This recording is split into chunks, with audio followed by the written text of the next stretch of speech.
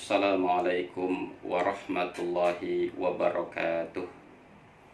Al-Quran terdiri dari 30 juz, 114 surah, 6.666 ayat.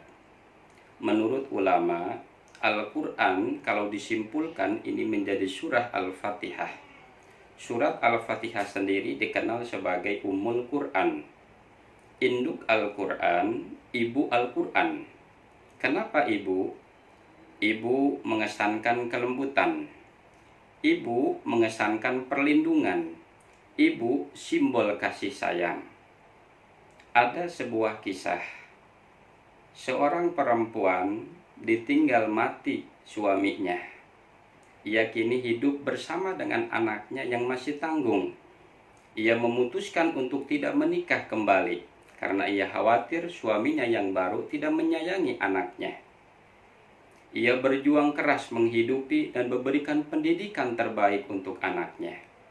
Bekerja keras, bekerja sambil berdoa, berdoa sambil bekerja. Perjuangan sang ibu membawa hasil. Sang anak kini telah menjadi sarjana.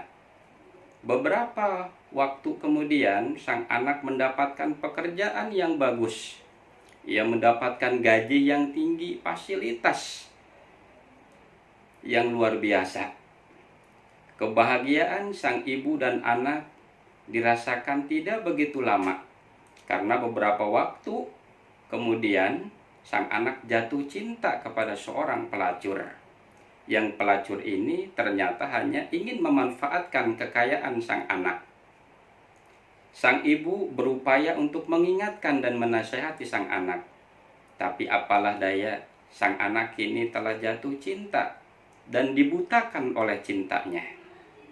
Kasih sayang sang ibu sudah dirasakan jauh.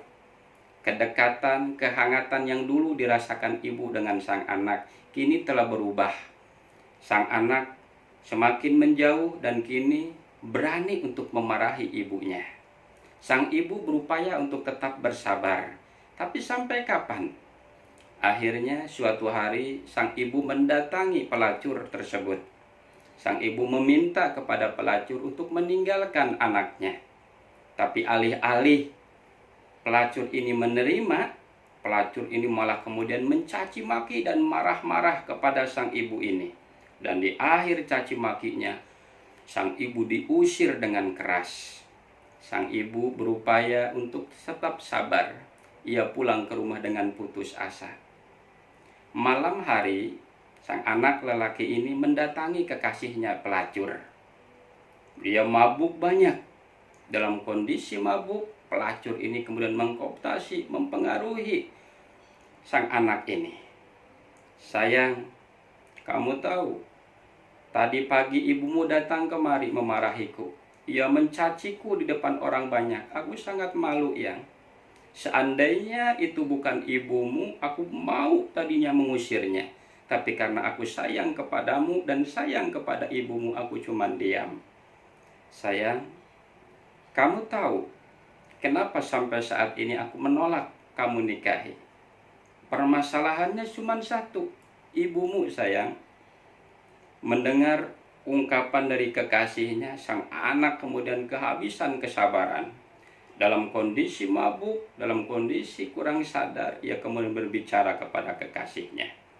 Kamu tunggu di sini, Mbak. Biar ibu aku uruskan malam ini. Sebentar aku akan kembali. Sang anak dalam kondisi kalap, dalam kondisi mabuk dan kurang sadar, ia kemudian pulang. Ia masuk ke rumah lewat jendela seperti maling. Dilihatnya ibunya dalam kondisi tertidur di kamar. Ia ambil pisau dapur dan kemudian ia tusukkan ke perut ibunya. Merasa kesakitan, sang ibu berteriak minta tolong. Namun ketika sang ibu ini membuka mata dan mengetahui orang yang menusuk dirinya adalah putranya sendiri, ia kemudian menangis dan berbicara kepada anaknya. Apa yang kamu lakukan? Semoga Allah mengampunimu. Sang anak tersadar. Sang anak merasa menyesal Beberapa waktu kemudian terdengar suara orang di luar mendobrak pintu.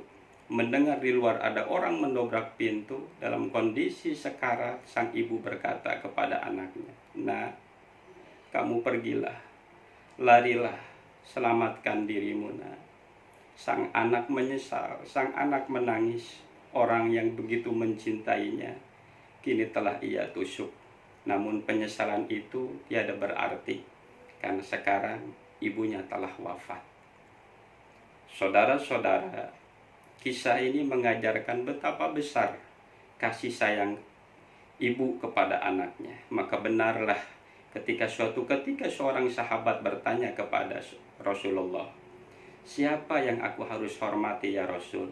Rasulullah menjawab, "Ibu," sampai 3 kali. Ibu, ibu, ibu. Ini menunjukkan betapa tinggi derajat ibu dalam ajaran Islam. Assalamualaikum warahmatullahi wabarakatuh.